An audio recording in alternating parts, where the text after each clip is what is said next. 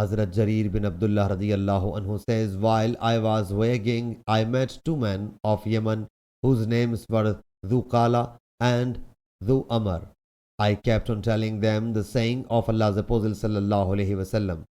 So Dhu Amr said to me, the person about whom you are telling us died 3 days ago.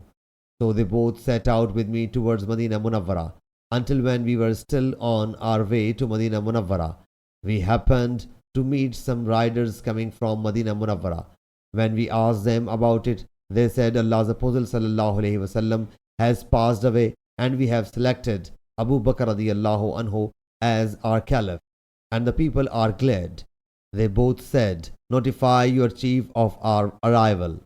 So now we are going back. Perhaps we'll return to visit him, if Allah Jalla Jalaluhu wills. Then they returned towards Yemen. When I mentioned them to Hazrat Abu Bakr radiyallahu anhu, he said, why didn't you bring them along with you?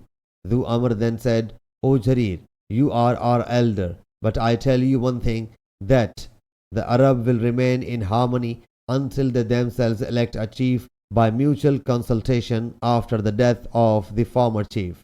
For when the caliphate is procured by sword, there will be king who will get offended like kings and get delighted like kings. Sahih Bukhari Hadith number 4359.